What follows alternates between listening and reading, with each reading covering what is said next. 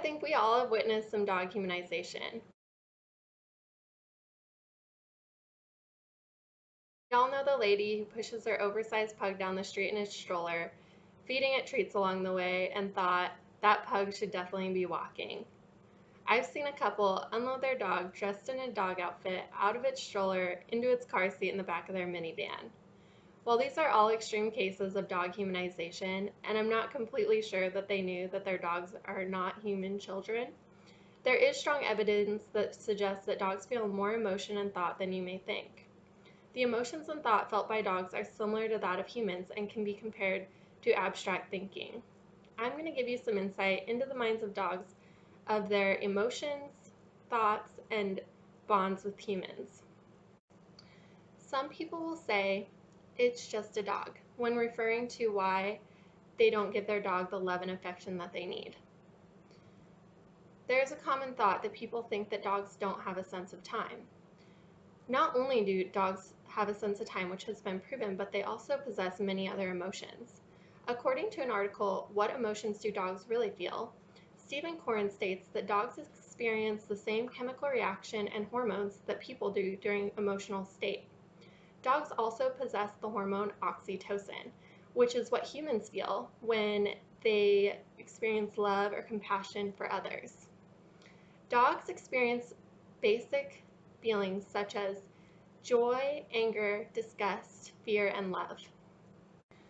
Not only do dogs have an attachment to humans, but they also impact the lives of humans equally. Dogs can positively impact a person's mental and emotional health.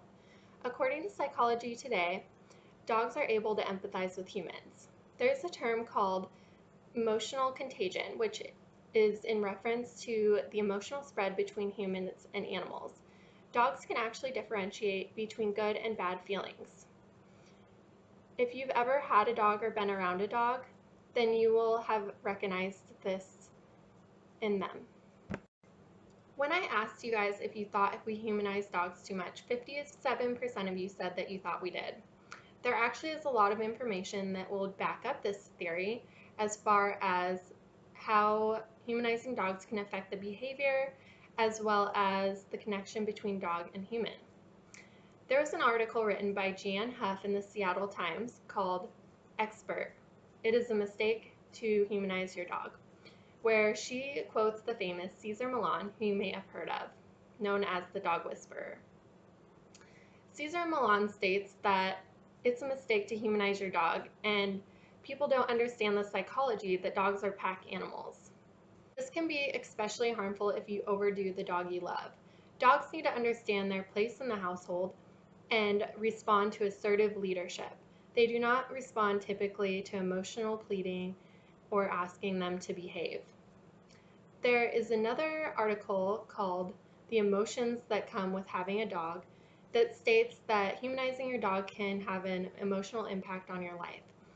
This is because when you have a dog, and if it were to pass away, you would experience grief, which can sometimes lead to depression.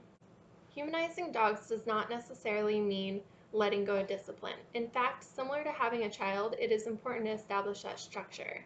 I don't think that Caesar is giving animals the benefit of their emotions. In Psychology Today, they discuss how dogs descended from wolves. And as they did, they changed. They began to notice people's thoughts, emotions, gazes, gestures, which actually made them able to perform tasks such as being guard dogs, guiding, and herding. Losing a family member in any case can be extremely devastating, but I don't think it's a reason not to add a pet to your family. As Brad Pitt says, family is a risky venture. The greater the love, the greater the loss. That is the trade-off. I think that taking the time to understand the emotions and thoughts of dogs will help you to understand the emotional needs. Growing up, we always had dogs that lived outside, and I never really understood that connection that people had with their dogs until I had my own.